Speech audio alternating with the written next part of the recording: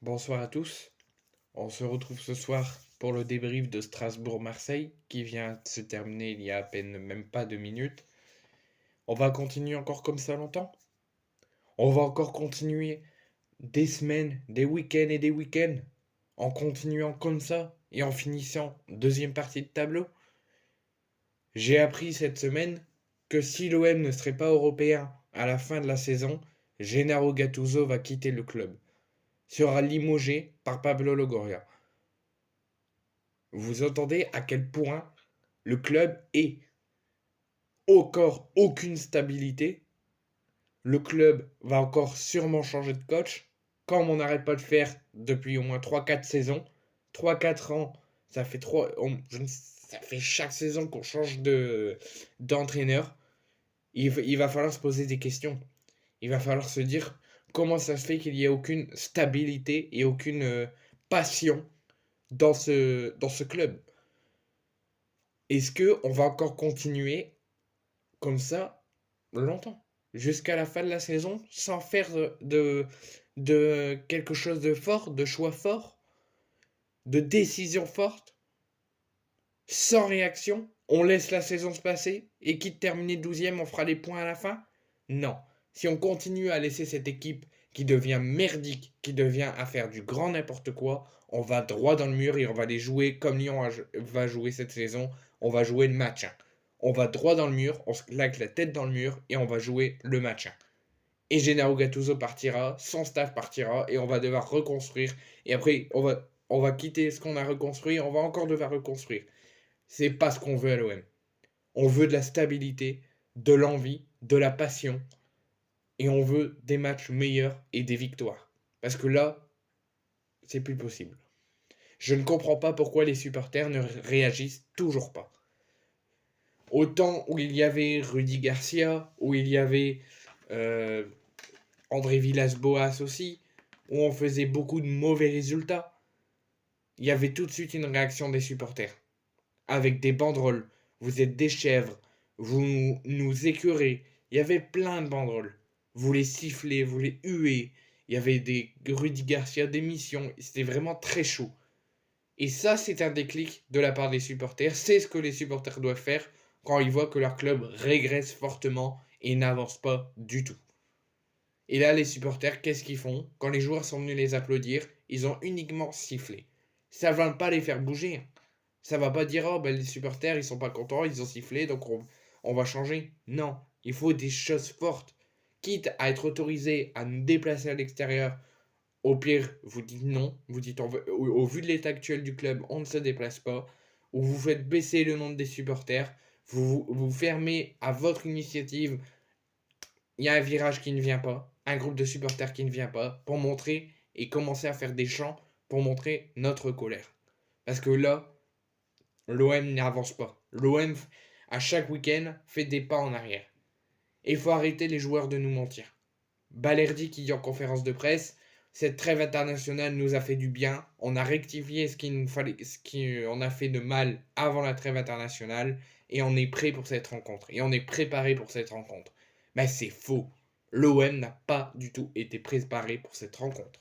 L'OM n'a pas fait ce qu'il fallait faire. Beaucoup d'erreurs. Il y a eu un gros manque de passivité, un, un gros manque de pressing, pardon, beaucoup de passivité. L'OM glandait, l'OM ne bougeait pas. L'OM, dès qu'ils avaient le ballon, ils avaient trop peur quand ils voyaient un Strasbourgeois attaquer. L'OM, il y avait beaucoup de passivité, beaucoup d'attente, comme si dès que l'OM avait un ballon, il ne savait pas quoi faire. S'il fallait tirer, faire une passe, il ne savait pas quoi faire. Il y avait beaucoup sur les deux périodes confondues, hein, que ce soit la première ou la deuxième. Encore la première, il n'y en a pas eu beaucoup, ça a plutôt été. Mais la deuxième, il y a eu beaucoup de manque de pressing. Encore la première, si on n'en met pas assez, il y a toujours la possibilité de se réveiller, d'en faire plus en deuxième. Parce que la deuxième, c'est les heures les plus cruciaux, c'est les dernières minutes, donc là, il y a plus de jeu. Donc la première, il n'y a eu pas beaucoup de pressing, mais c'était pas encore alarmant. Mais en deuxième, il n'y avait pas du tout de pressing. Dès que Strasbourg attaquait, il regardait comme ça. Il laissait Strasbourg attaquer. Non, on ne peut pas continuer comme ça. Au niveau offensif, première période et deuxième période confondues, je ne suis pas inquiet.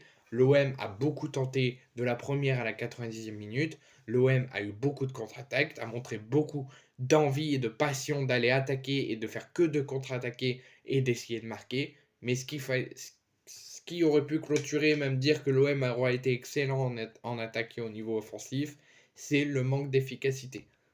L'OM a beaucoup attaqué, Strasbourg a laissé beaucoup passer, mais l'OM avait manqué beaucoup d'efficacité.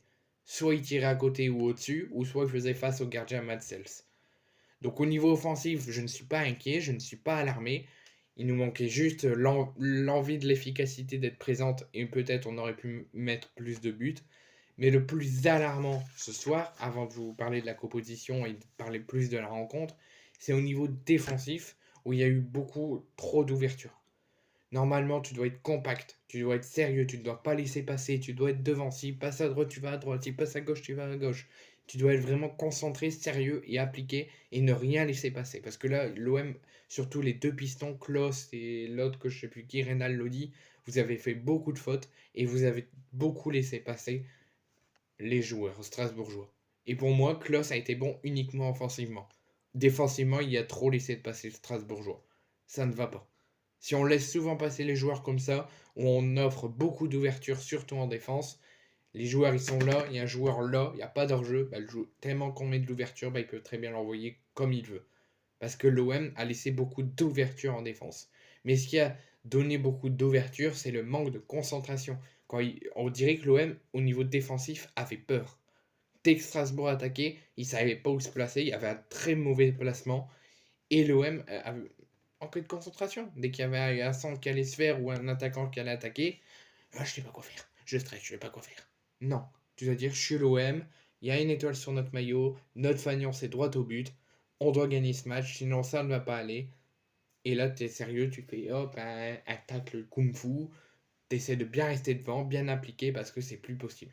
De laisser trop d'ouverture comme ça et de laisser trop les joueurs passer, on va prendre au moins 30-35 buts d'ici la fin de la saison. Ça ne doit pas continuer comme ça. Donc, offensivement, sur l'intégralité de la rencontre, il manquait juste l'envie de l'efficacité d'être présente. Sinon, on aurait pu marquer plus de buts. Il n'y a pas eu tout d'excellent en attaque, mais il y a eu de belles choses.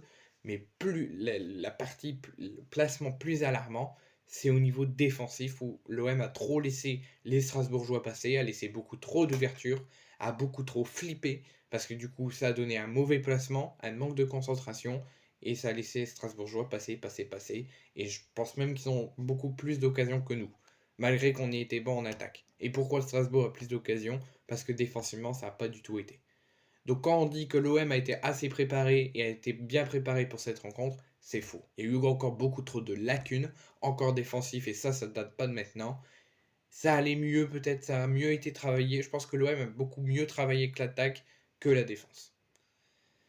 Donc, au niveau de la composition de l'Olympique de Marseille, Paolo Lopez dans les cages, Klos à gauche, Lodi à gauche, non, Klos à gauche, Mbemba, Balerdi, Lodi à droite, Gigot est absent, a été forfait, on ne connaît pas la raison, si c'est le choix du coach, encore une blessure qui le gêne, on ne sait pas. Kondogbia Veretout au milieu, Njai, Harit, Correa, Vitinha. Plusieurs surprises dans la composition d'équipe. La titularisation directe de Joaquin Correa, la titularisation de Vitinha. Bon, c'est pas trop une surprise, mais bon. Mais c'est surtout la mise sur le banc d'Ismail Yassar. D'Ismail Yassar et d'Aubameyang. Donc je suis content qu'il ait mis Vitinha, mais je trouve qu'il ne donne pas assez confiance en Vitinha. Il l'a certes fait jouer 70 minutes, plus d'une heure, mais il doit laisser plus, il doit faire plus confiance à Vitinha. Il doit le laisser jouer l'intégralité de la rencontre, parce qu'il faisait énormément de bien en attaque. La preuve, Aubameyang, certes, il y a eu le bon retour de Lucas Perrin, il n'a pas eu beaucoup de choses à faire lors de son entrée, mais je trouve qu'il a encore été moyen Aubameyang. Sur son entrée à la 69e minute à la place de Vitinha. Sur la dernière occasion, qui aurait pu valoir un penalty, je pense qu'il aurait dû avoir penalty, sur une faute de l'ancien Marseillais Lucas Perrin sur Aubameyang, Aubameyang aurait dû moins stresser, mieux gérer l'attaque, mieux gérer son occasion qu'il va avoir, et il aurait bien concrétisé, peut-être arraché la victoire. Donc, quelques surprises, mais pas plus que ça. Donc, Vitinha, comme je vous l'ai dit, a cédé sa place à la 69e minute à Aubameyang. Bilal Nadir est entré à la 83e à la place d'Iliman Ndiaye, qui pour moi a été bon. Harit a été très bon. Je vous dis mes tops et mes flops. Harit a été très bon, mais peut mieux faire, surtout sur les dernières rencontres où il a fait pas mal de belles choses. Là, il aurait pu plus pousser et il aurait sans doute fait beaucoup mieux. Correa, encore trop muet. Il commence à se montrer, il commence à tenter des choses, mais c'est encore trop muet. Kandambia, donc voilà. Donc les non-rentrées, excusez-moi, c'est parce que je suis fatigué, je suis énervé que l'OM ne gagne toujours pas, il n'avance toujours pas et qu'il n'y a personne qui bouge. Donc Vitinha est sorti pour l'entrée d'Aubameyang, Ndiaye pour Bilal Nadir, Harit pour Unai, Correa pour Sarr. Donc mes tops, première période, moi je mettrai Paolo Lopez. En ce qui concerne Paolo Lopez, je le mettrai en top en première période et en flop en deuxième. Beaucoup trop d'erreurs, il sort beaucoup trop de saccage, il fait souvent de très mauvaises relances. Donc en deuxième période, je ne l'ai pas trouvé bon, mais en première période, je l'ai trouvé bon. Au niveau de Jonathan Klaus, pas catastrophique, c'est pas alarmant, mais comme je vous l'ai dit tout à l'heure au niveau défensif, il a laissé beaucoup trop les joueurs passer. Il a fait beaucoup de passivité au niveau de la concentration défensive et du blocage défensif. Au niveau offensif, il a été très bon, mais au niveau défensif, il peut encore mieux faire et il doit encore beaucoup travailler. Chancel Mbemba, je l'ai trouvé bon, première et deuxième période confondues. Balerdi, je suis mitigé, c'est très moyen sur cette rencontre. Et Reynald Lodi, pareil pour Klaus, pas catastrophique, il a été bon, mais peut encore mieux faire.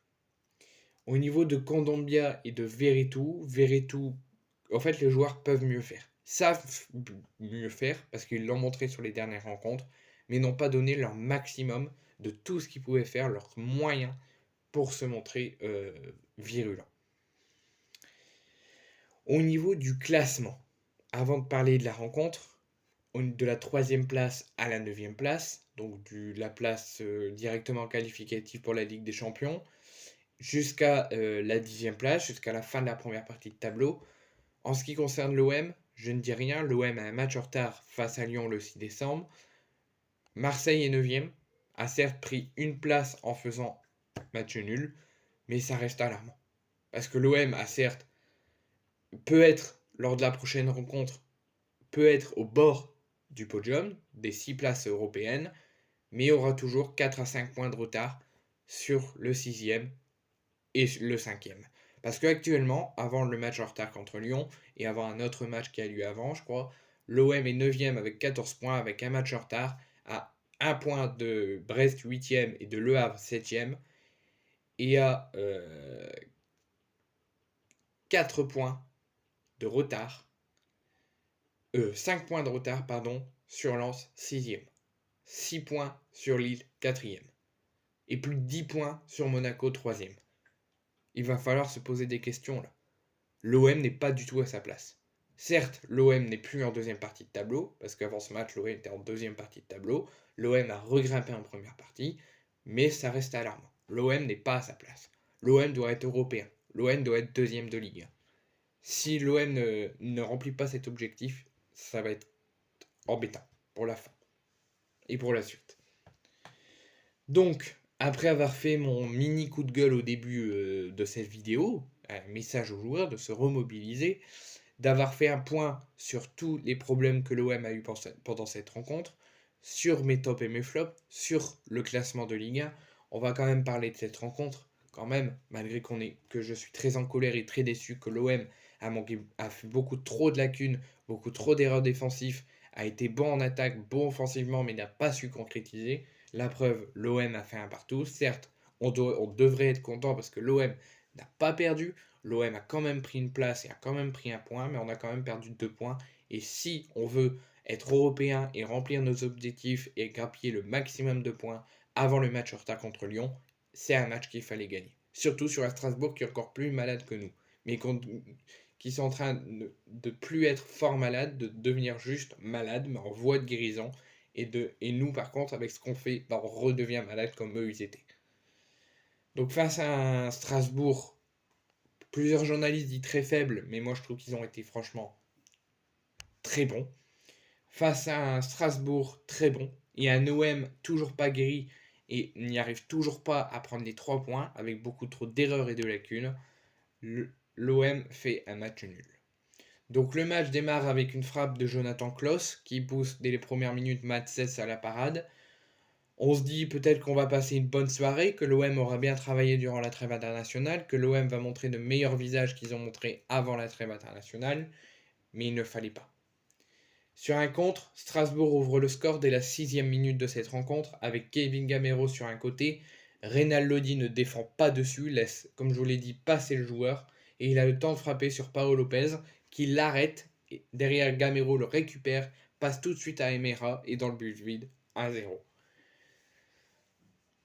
Ensuite, pour autant, l'OM derrière se réveille, l'OM montre de meilleures intentions, commence à dominer sur la première période et parvient même à être dangereux à 2 reprises, sur une reprise de Correa à bout portant, du genou que Cels déroule parfaitement.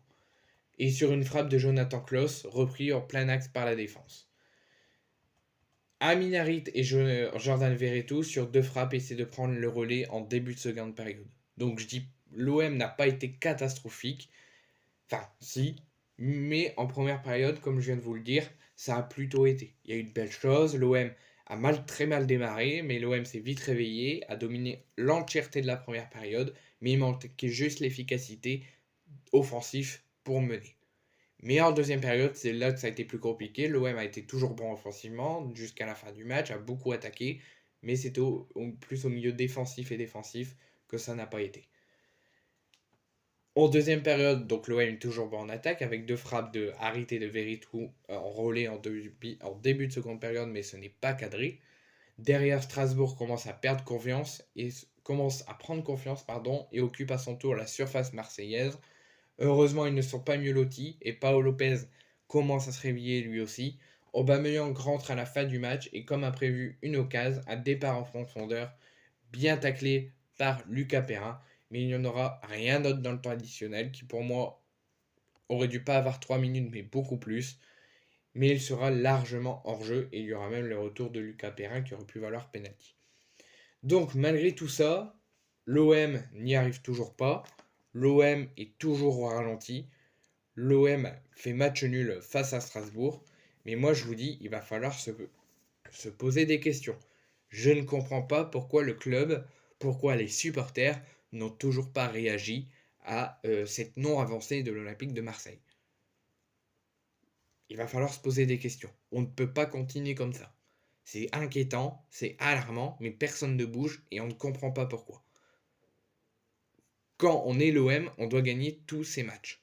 On doit grappiller le maximum de points et on ne doit pas être 9ème de Ligue 1 ou 10ème de Ligue 1. Là, il va falloir se réveiller, retravailler tout ce qui n'a pas été et gagner face à Lyon. Le 6 décembre et le match juste avant, je ne sais plus contre qui, mais il va falloir gagner. Et grappiller le maximum de points avant ce match parce que ça va arriver vite. Là, il n'y a plus de trêve avant les fêtes de fin d'année, qui vont reprendre d'ici le 6 ou 7 janvier, je crois. Mais il va falloir vraiment se remobiliser, se remettre en question. Sinon, les supporters, il faut que vous bougez aussi. Il faut faire des actions. Parce que là, ça ne peut plus continuer comme ça. À perdre beaucoup de points, à faire beaucoup de lacunes défensives, à nous mentir parce qu'on nous dit que l'OM a bien travaillé, l'OM s'est préparé et au final l'OM ne bouge pas. Donc là, il va falloir se remettre en question et se bouger et sortir les doigts du cul parce que si on continue comme ça, à ne rien réagir, à pas faire d'action, à laisser les joueurs faire, ça va pas aller.